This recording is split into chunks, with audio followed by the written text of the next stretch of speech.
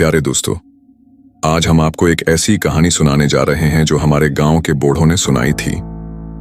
ये कहानी है एक ऐसी रात की जब चांद की रोशनी में कुछ अजीब हुआ। तो अपनी चादर ओढ़ लो, रोशनियां हल्की कर दो और सुनो रात का वो साया। ये कहानी है हमारे गांव की जो पंजाब के खेतों के बीच बसता है।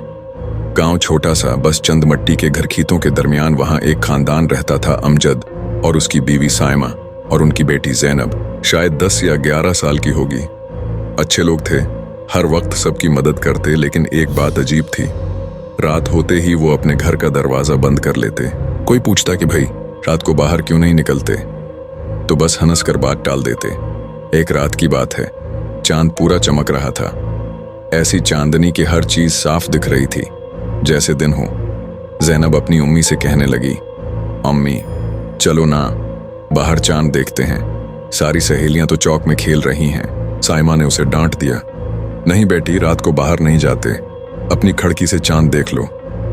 जैनब को अजीब लगा, लेकिन वो मान गई। रात को अपने कमरे में लेटकर वो खिड़की से चांद देखती रही और पता नहीं कब उसकी आंख लग गई। अब सुनो, रात के कोई 2:30 बजे होंगे। जैनब की आंख अचानक खुल गई। उसे प्यास लगी थी। वो उठी, बावर्ची खाने की तरफ गई और पानी का गिलास लिया। जैसे ही वो पानी पी रही थी, इसकी नजर खिड़की से बाहर गई। घर के पीछे खेत था जहां आमतौर पर कोई नहीं जाता, लेकिन वहां एक औरत खड़ी थी, सफेद कपड़ों में, लंबे बाल और सर झुकाए हुए। जैनब के हाथ से गिलास गिर गया। उसे लगा जैसे उसका दिल बंद हो गया। वो औरत आहिस्ता आहिस्ता सर उठा रही थी और फिर उसने जैनब की तरफ देखा। यार, उसकी आंखें खाली थीं, जैसे कोई सुराख हो। जैनब चीख पड़ी। उसकी चीख सुनकर अमजद और साइमा भाग कर आए। जैनब ने खिड़की की तरफ इशारा किया, लेकिन वो औरत गायब हो चुकी थी। साइमा ने जैनब को गले लगाया और कहा, बेटी ये तेरा वहम है, सो जा। लेकिन जैनब कहाँ मानने वाली थी। उसने अपनी उम्मी से पूछा, उम्मी वो कौन थी?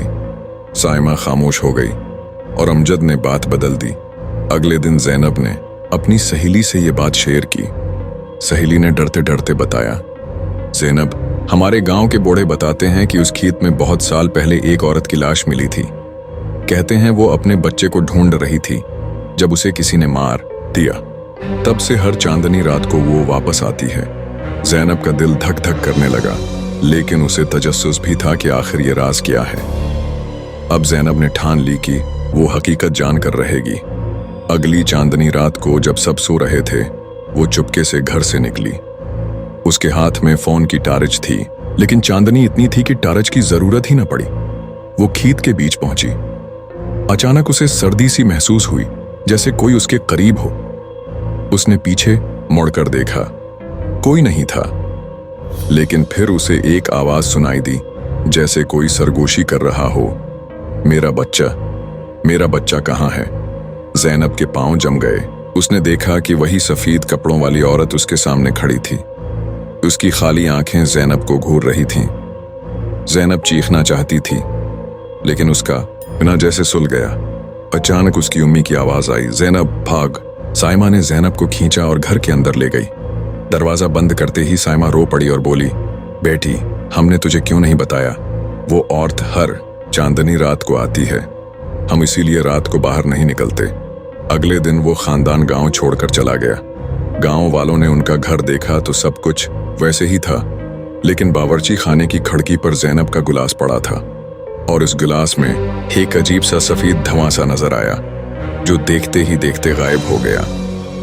अब सुनो, गांव वाले कहते हैं कि वो औरत आज भी उस खेत में घूमती है और जो कोई उससे निगाहें मिलाता है वो कभी वापस नहीं बोलता। बस इतनी सी बात है। अब ये सच है या झूठ, ये तो तुम खुद सोचो। लेकिन अगर कभी चांदनी रात को खेत के पास से गुजरो तो पीछे मत मुड़ना। बस दोस्तों, ये थी हमारी कहानी। अगर तुमने कभी ऐसी अजीब चीज देखी हो तो कमेंट्स में जरूर बताओ। और हाँ, अगली चांदनी रात को खिड़की से बाहर मत झांकना। हमारे चैनल गहरा राज को सब्सक्राइब करो اور اگلی خوفناک کہانی کا انتظار کرو۔ تب تک کے لیے اپنا خیال رکھنا۔ اللہ حافظ۔